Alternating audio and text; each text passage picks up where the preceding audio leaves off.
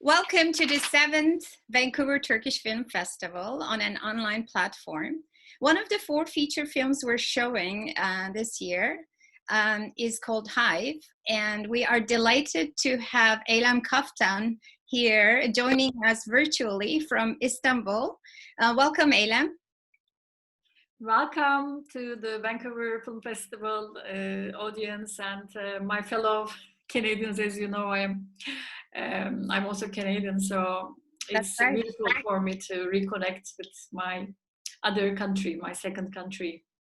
And you may not know, but this is going to be screened all over Canada. So I know you're from Montreal, so people from Montreal and Toronto will also be able to view this Q&A, and they will be able to see your film.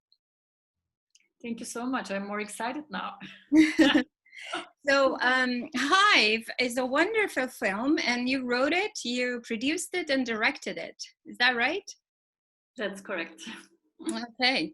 Well, it's so let's start with your film received a lot of awards and recognition, worldwide recognition. I can name the numerous awards, but we would like to hear from you. What type of awards and recognition did HIVE receive so far, despite the pandemic? Mm-hmm. Yes, thank you. We actually did our premiere last year in Adana Film Festival in Turkey, and so HIVE was accepted almost by all the festivals in Turkey. So we had a beautiful festival circuit here, and we won some awards at Bosphorus Film Festival, Kayseri Film Festival, and what else did we win an award? Bosphorus, Kayseri, and Malatya. We won the Best Director Award at Malatya. And then just before the pandemic started in March, I was very excited to travel the world and go and meet new audiences in different countries. I was gonna, go to a festival, couple of festivals every month, and wondering how I will handle this hectic schedule. But then when pandemic happened, everything was cancelled, and I didn't leave home for almost 3 months. And then the new normal started in September, where hybrid festivals started and some physical festivals started.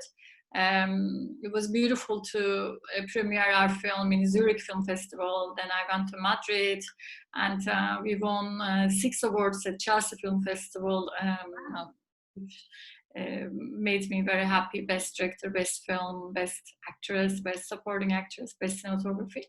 And then we went to Hong Kong, Germany, and now we are going to go to Norway, Vancouver, Boston. I'm at home working on my projects and connecting to the world virtually. So I still feel the energy of you guys, and everywhere my film travels. So I feel blessed because we have our health, and we continue to promote our film and connect with the audience. It's so nice when you work on something so much and you get the awards, and so then you really feel good about it. And so HIVE, your film takes place in the Black Sea region, bordering Georgia, in the beautiful, magnificent Caucasus Mountains. How did you come about? Tell us about the creation of the story, and how did you come up with the location? First of all, the genesis of the story goes back to 5 years ago, when I was directing and presenting a documentary series for TRT Documentary, our public channel, about urban farmers, people who leave the city to go back to the nature, to find peace and to reconnect with nature, to do farming. It's the retirement dream for a lot of people, but it's become more than that, beyond that. In the last 10 years across the world, farming became a popular and cool profession for even young generations.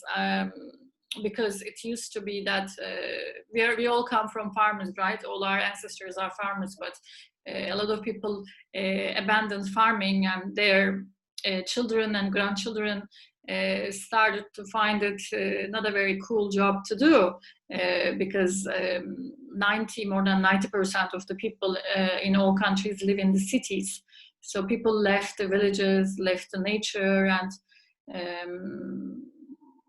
the thought of finding something really amazing in the city. I don't know what it is. But now this migration is becoming a reverse migration, and a lot of people are returning back to do farming, to plant trees, to sometimes even milk cows, and to do gardening, and find new purposes and profession. And so I traveled across Turkey and met with these people, urban farmers, and I was fascinated by their lives and their relationship with the village people, the local people. And I had the privilege to travel on the mountains and mountain villages, and talk to people days and days, and collected a lot of stories. But one single woman who lived at the border of Georgia, in the northeastern Turkey, on top of the mountains, fascinated me by her courage, her strength, and her struggle in nature, in a wild area, doing beekeeping and coming across with bears and protecting herself from bears all alone. So instantly I fell in love with the story, and instantly I said, this is worth a film, and I have to make a film about it. So the story is not fictional then? It's based on some truth? Mm-hmm. Mm-hmm. Oh, I see. HIVE is based on a true story, but it's combined with other stories. It's not adapted from a true story, but it's inspiration, a source of inspiration is a true story. I do get a sense of, there's a little bit of a notion of documentary in the film, even though it's a fictional film. And that's the feeling that I get. I wonder if you can comment on that. Well, this really makes me happy when I hear people making this comment that they have this documentary feeling, documentary impression. Because this is not a deliberate choice. This is not something I consciously did. But I think since I've been making documentaries for over 20 years, it automatically was reflected to my storytelling. Mm-hmm. And I also did immense amount of research before I started to shoot the film. Because before I started every documentary, I do a lot of research. I talk with a lot of people, and I listen to their stories and collect a lot of data and read a lot of books. But in this case, traveling to the area several times and meeting with beekeepers and working in hives, bee yards, and doing some beekeeping, sometimes taking the risk of getting stung by the bees, contributed to my vision. I think it really enhanced the story, enriched the story, and I'm so meticulous in that I got the story read by a lot of beekeepers. I mean, 2, 3. I had one major consultant, beekeeper consultant. Actually, she was also one of my source of inspiration. I ran into her on top of the mountain. She had this beekeeper costume when I was going there for scouting. I saw her and I'm like, oh, female beekeeper, I have to go and meet her. And I ran after her and I said, hi, I am making a film. I'm doing research. Can I meet you? And then in half an hour, I was in her lab. She had a lab on top of the mountain. She was creating a sort of a superior type of queen bees. There was a microscope. She was, creating queen bees, and I was helping her. I was her assistant in the lab on top of the mountain, and so she was precisely the urban farmer I was looking for. And so Filiz Gülbin, she lives in the village, was one of my consultants. She verified the facts. I mean, I wanted to make sure there are no mistakes in the film.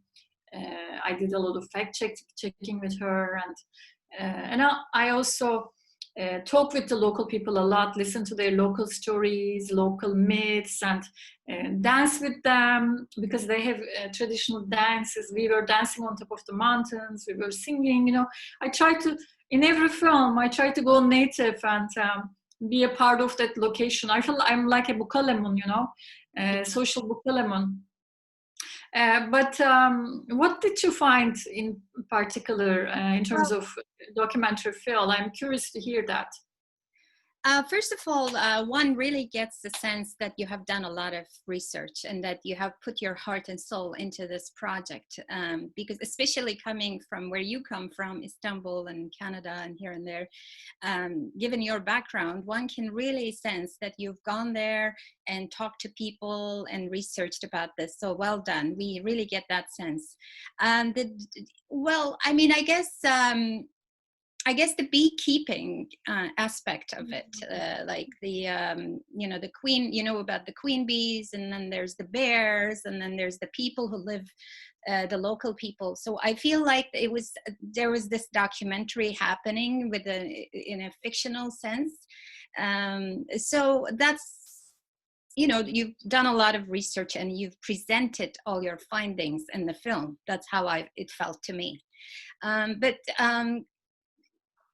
What I was, I actually spent a summer in that area, and like for about 2 months, and that's why I'm so happy to be doing this Q&A with you. I really relate to the way you put the weather in there and nature and the fog. I'm really intrigued by the opening and the closing scene, although you may not want to talk about the closing scene because it might be a spoiler. But the opening scene, you see a woman, Ayşe, in her car, enveloped in the fog and driving very slowly through goats and shepherd dogs, and you really get a sense that the place does not belong to her yet, because you see the expression on her face, I wonder if you want to talk about the opening scene a little bit. That was definitely my favorite part of the film. The opening scene is also my favorite scene in the film, and that's based on my true experience of traveling to the region. I always heard about Nural, this village on top of the mountain, but everybody was saying it's beautiful, but it's very difficult to go, and a lot of people tried to film there before, but it used to have a military management because it's at the border. So nobody was able to get a permit to film there before. A lot of filmmakers tried because it has such a fascinating atmosphere. But I wanted to go and check, just to check. I wasn't sure, you know, to film there. And to reach Majal, you have to climb mountains after mountains and after mountains, and it's over 2,500 meters, and there is always very thick cloud of fog, so thick that you can only see, you cannot see beyond sometimes a meter, so you can imagine how slow it is to travel, and there are very steep cliffs, so it's quite an adrenaline, you know. It's very dangerous. You don't have any vision, and you're on the you're traveling on the cliffs, and so it's very exciting and scary, but at the same time, for me, it's very fascinating and mysterious, because I am a very atmosphere oriented filmmaker. I'm always really affected by the spirit of the location. in my documentaries also, when I film my characters, I try to find a way of reflecting their energy, their soul, um, in continuation with a location. I try to combine the location of the energy of the location and the energy of the character. And I feel personally, I'm a very spiritual person, and I feel personally that the energy of the location has a very huge impact on me. Its soul affects me a lot. So when I was traveling on the mountain, uh, I was so moved and intrigued and so fascinated that that feeling really stayed with me, and I experienced that very moment of going into that uncertainty of entering into a cloud. It's like a passage. It's like a crossover to another dimension. It's like reaching to another planet, and all of a sudden, you know, you see nothing but fog, and through the fog you see a face, Yes. a huge head, and you're like, what is this? And then you realize it's a shepherd dog, and the shepherd dog is looking right into your eyes, and it's very scary. And then you see the goats coming out of the fog, one after the other. It's very mystical, and they're like kind of phantoms. And I love that moment, experiencing that moment, and how nature was kind of exposing itself to me.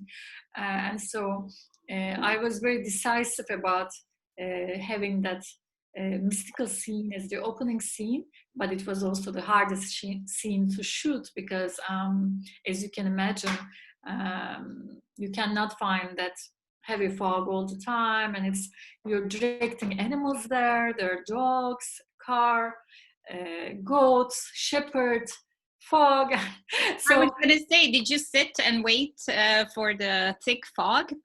Because that, for me, I mean, I didn't realize that was on purpose, that was done on purpose, because for me... Yeah, absolutely. I mean, the script went through several changes. I mean, it was like 10th draft when I went on shooting for 2 years on and off. I revised the script and rewrote the script.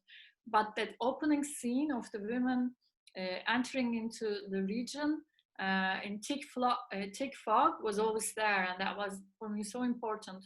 But we knew that it was tricky, so we said, okay, the first day we will shoot this scene.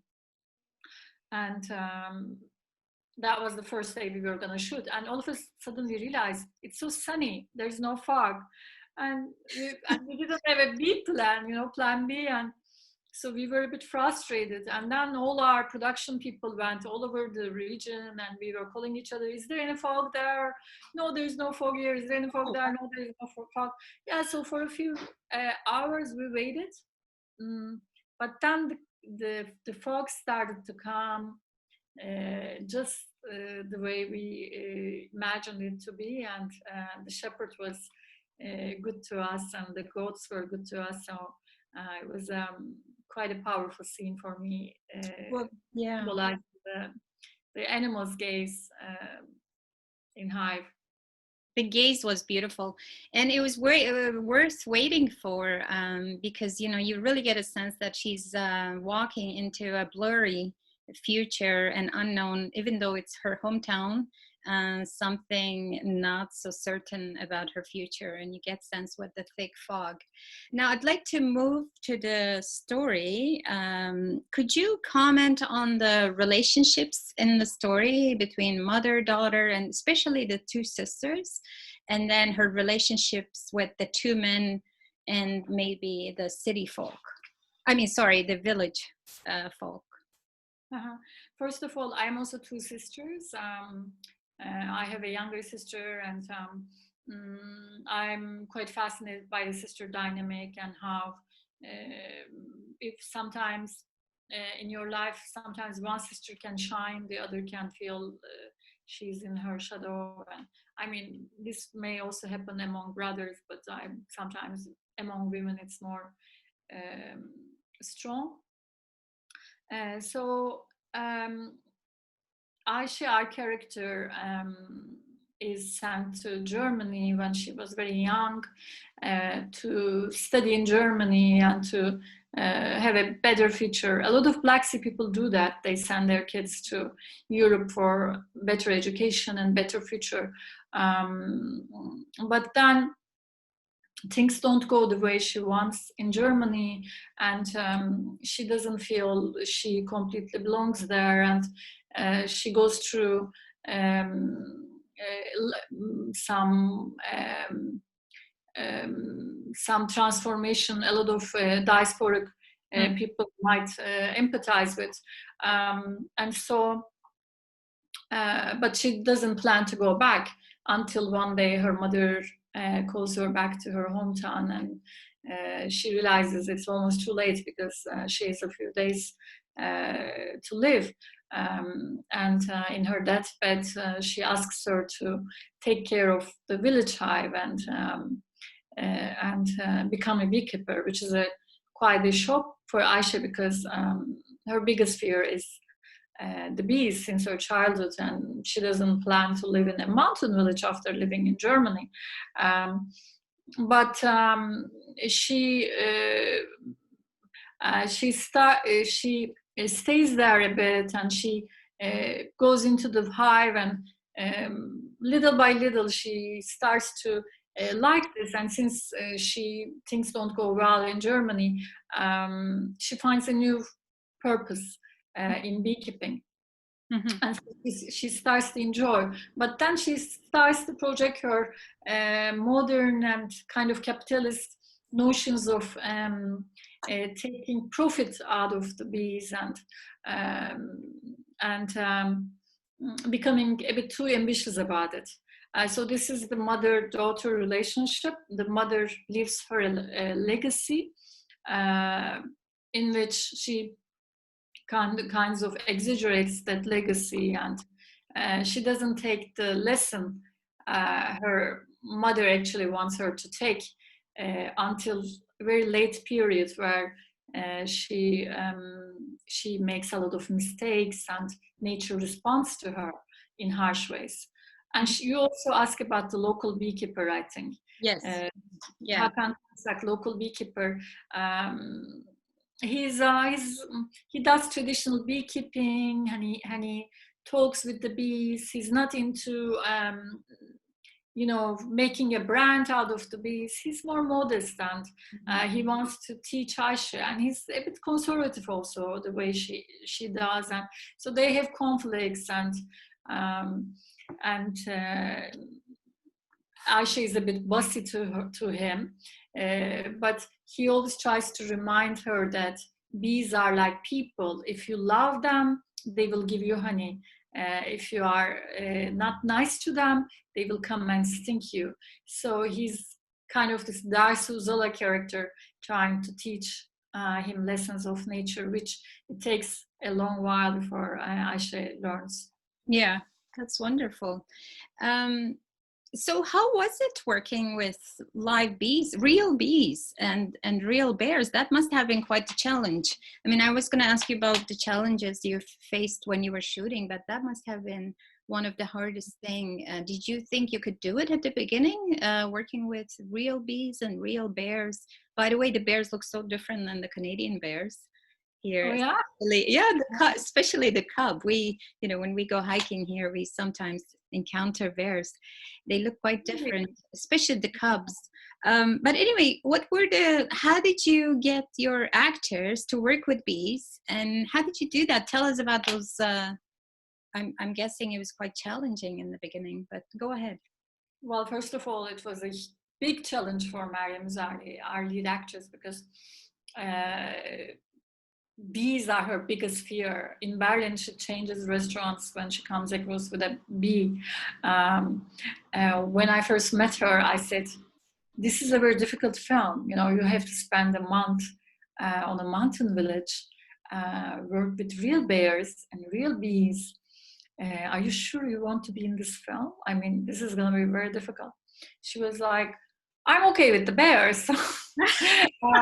And I also asked her, there was a scene I was obsessed with, and thank God I didn't end up shooting that scene.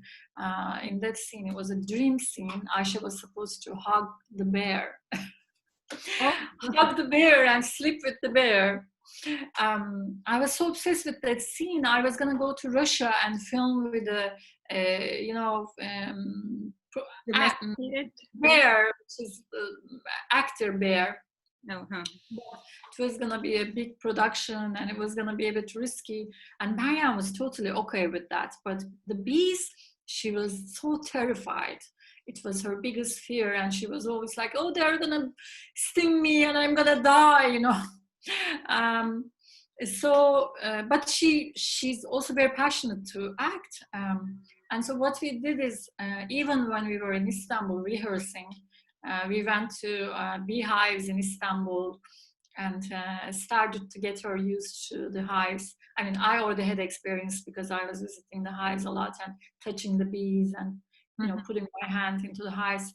So we tried to get her used to it. And it was quite fun to be in the hives with her. We had an ambulance and health professionals working with us, and beekeeper consultants for emergency, but we couldn't help get stung several times. Yeah. And Mariam was always, wearing her costume, and she was always very fearful about it. And we had very stressful scenes in which at one point the bees got very angry and started to attack each other, and they were going to come and attack us. So we had a few very stressful scenes,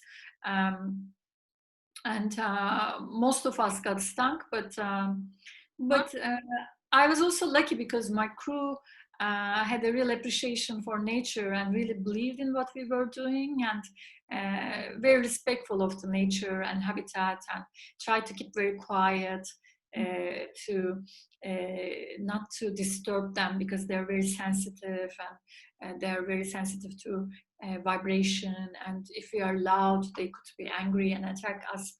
But Ahmet, Hakan Karsak, our supporting actor, got stung several times, and in one scene when he held all these bees in his hand, 3 bees stung him in that scene, and his hand was completely swollen. And I was like, Hakan, let's stop, let's do this later. And he was like, no, I'm gonna do this. And he had allergy, but he was taking this weird. He was like a method acting. He was doing method acting, like being one with the bee and taking that pain and putting into the acting. And so he's amazing. And also Mariam ended up letting us move bee on her face. And there's a scene. Oh yes, was that a real bee? Yeah, that was a real bee. The bee is on her face while she's sleeping, and travels on her face, goes here, it's about to enter her eye, and then enter her mouth, and enter her nose. And at that point we said, okay, stop, it's going to enter her nose and go into her brain, so this is too much. And Yes. Overall we were lucky. And the bears, we worked in a bear sanctuary. We took some risks, but thank God we are okay. I think the nature helped us. Yeah, wonderful. So you, your male actors, and I think, what was her name, Burcu, the sister, they were all magnificent. But you worked with one of the most prominent stars of the last decade, Meryem Üzerli. She's known for her role as Hürrem Sultan in The Magnificent Century, and she's quite well known in Europe, Turkey, and the Middle East. How did you get her on board? How did you find each other? I'm talking about Meryem Üzerli. Mm-hmm. Actually, our lead actress was uncertain until almost 2 months before we started shooting, and that was very stressful for me because the whole film is a point of view film is the actress has to be in every single scene. So it has to be a very good actress, and it has to reflect the character I had in my imagination. But I was having a problem with that. And at some point, my co-producer called me and said, I talked with Meryem Üzerli and she loved the story and she wants to meet with you. And then she sent her the script, and she kept leaving messages to him and said, "Oh, I'm really, you know," she was so excited. While she's reading the script, she kept leaving very excited messages to her. And I went and met her, and I had prejudice because she's a big star, and I don't know. For me, it was a small film. It was my first film. She didn't know me, and I didn't want somebody who would be too big for the film, you know. As I said, the conditions were going to be difficult for a big star, and we didn't have that much money. And also she was too glamorous, you know. My character was a little more modest. She's too beautiful, too this and too that. And so I went and met her. I had coffee with her, but I told her, you know, this is going to be very difficult. Are you going to be with us in a mountain village? And she was like, I went to a school of nature. I spent all my youth on nature, so I'm very used to it, she said. I saw that she was very passionate about it. She was very excited about it. She was in Germany, but we kept messaging each other, sending each other videos, and she kept telling me she started having all these dreams about bears and bees. And she kept sharing these videos with me, talking with me on the video and saying how she's seeing the bears and bees. And she was taken over by the spirit of the story. Oh, good. And I was moved by this, and I was moved by her passion and her excitement. And I really feel blessed to have worked with her, because she's still working so hard for HIVE, you know. She also became the executive producer. She loved the movie, and she was so positive. She always had a big smile on her face, despite of the hard conditions. And her accent worked really well as somebody who had lived in Germany. So she had that German accent in her Turkish that worked very well, went with the story. So we're nearing the ending of our Q&A, but as you may know, Vancouver is a very important place for filmmaking. They call it Hollywood North, I guess. And we have a very important film school here. So we have a lot of filmmakers watching you, will be watching you, watching a film and this Q&A. I was wondering if you have any recommendations, suggestions for new or young filmmakers. Okay, it's a big question, and I don't want to give a big answer, because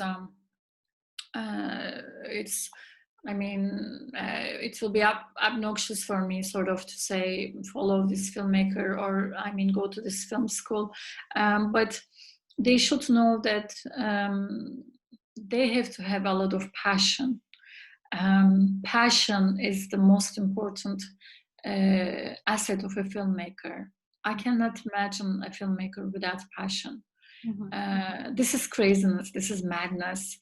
Filmmaking is really madness. You cannot make films, you cannot dedicate yourself despite all the difficulties if you lack passion. First of all, they have to be sure of their passion, because they will have a lot of difficulties, they will go through a lot of obstacles,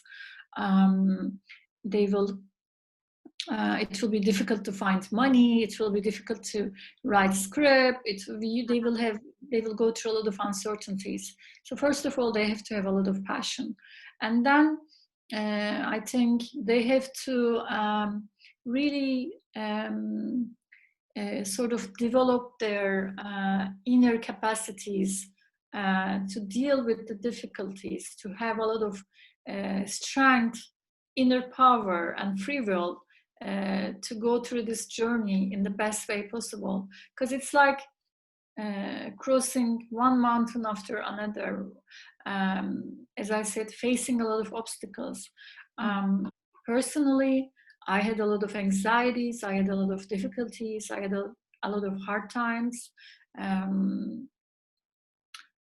Because it's art, the art part is very hard to being creative. You have a lot of fears, you have to face your fear of failing, but also business. You have the balancing your art with commercial success. Exactly, you have the art part and you also have the business part.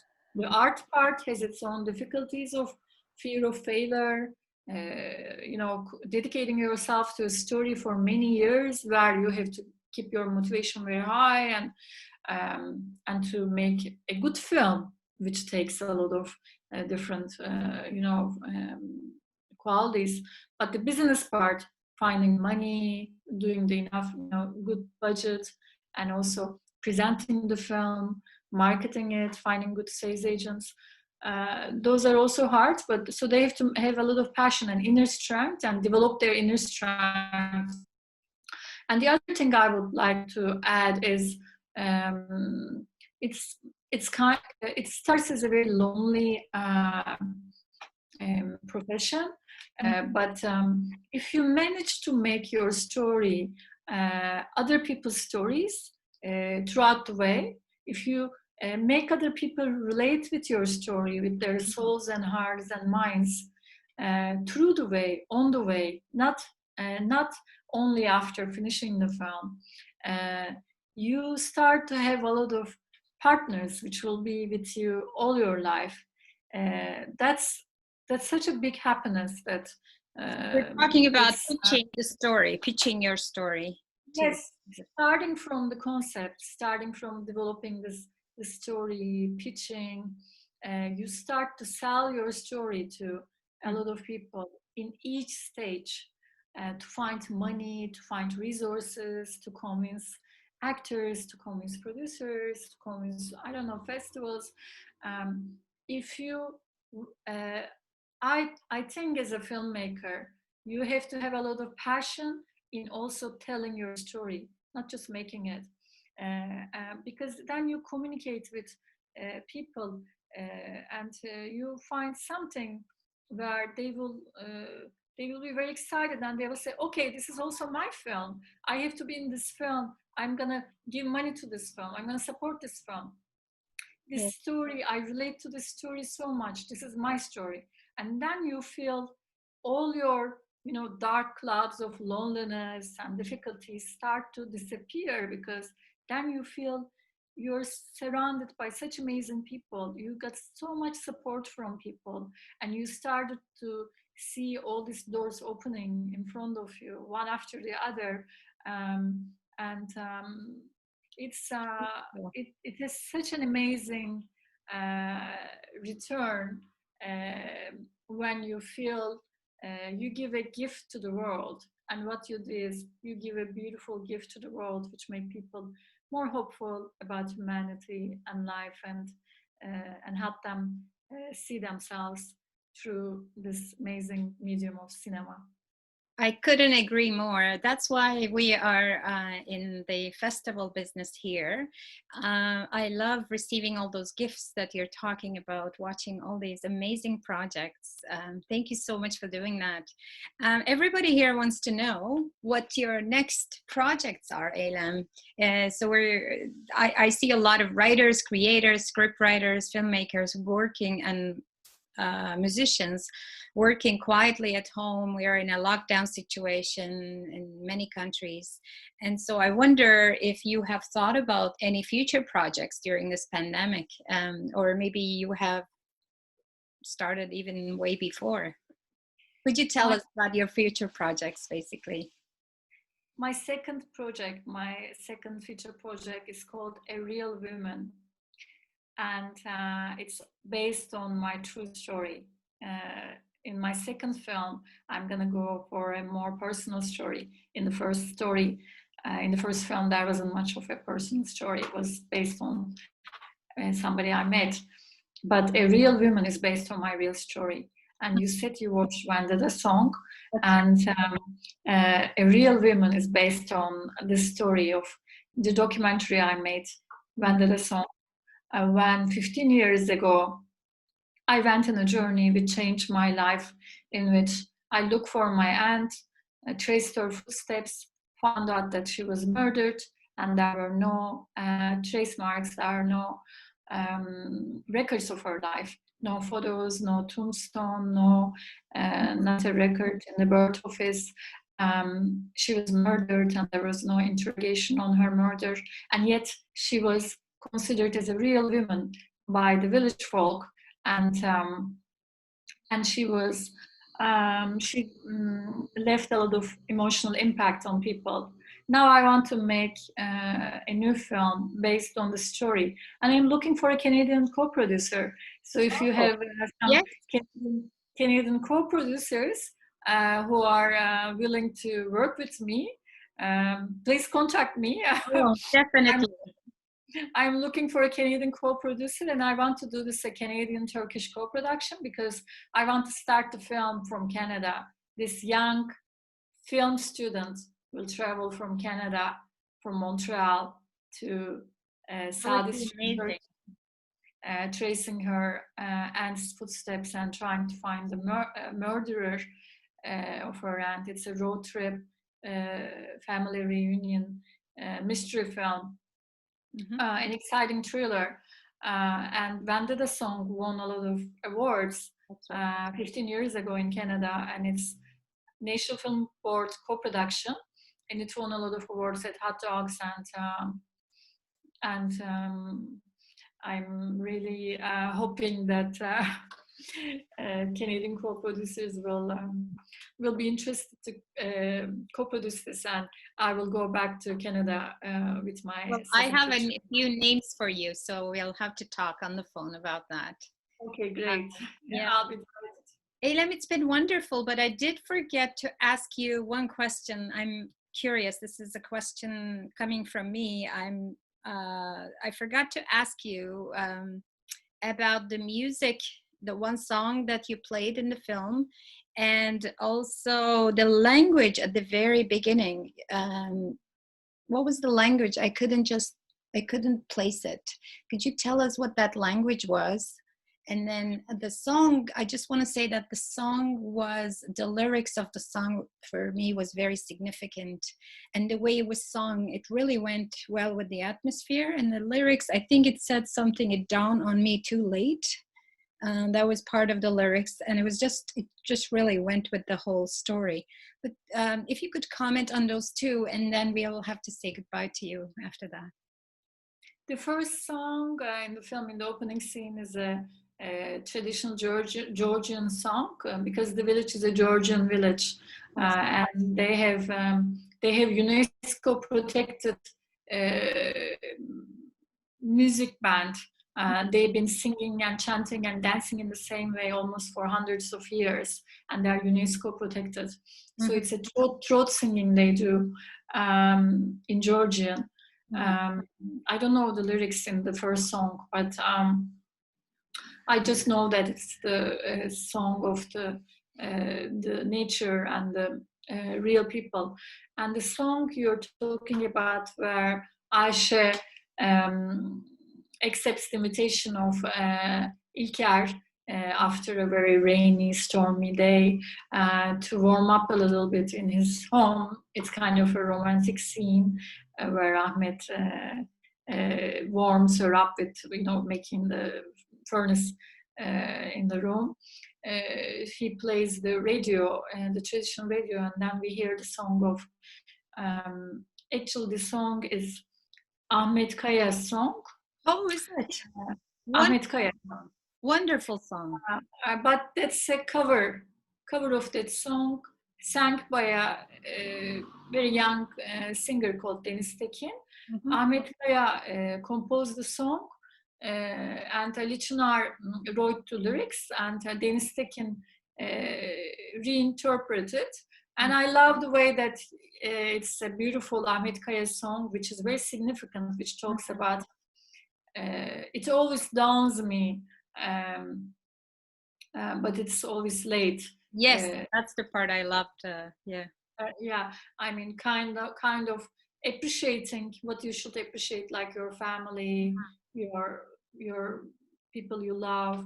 After it's too late to appreciate them, giving them value. After it's too late, Ayşe goes there to kind of continue the legacy, but it's too late. Her mother dies, and İlker goes there. It's too late. Or in love relationships, we sometimes realize we make mistakes, but it's too late.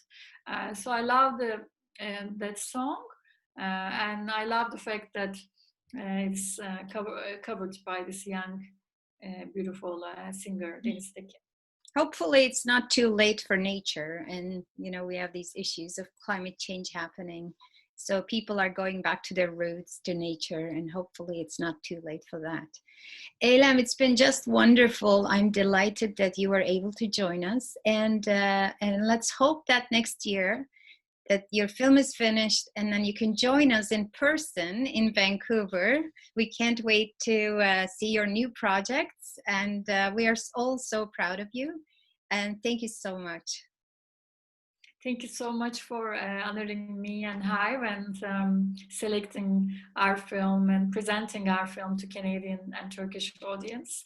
I look forward to comments and feedback, and feel that I reconnect with them with my heart. Although virtually, I feel the energy. Yes. Thank you. There will be lots of comments after our audience watches your film. And so watch out for those comments on social media. Have a fantastic evening in Istanbul. And we hope we'll see you next year. Thank you so much. And have a great festival. Thank you. You. Bye. Take care. Bye-bye.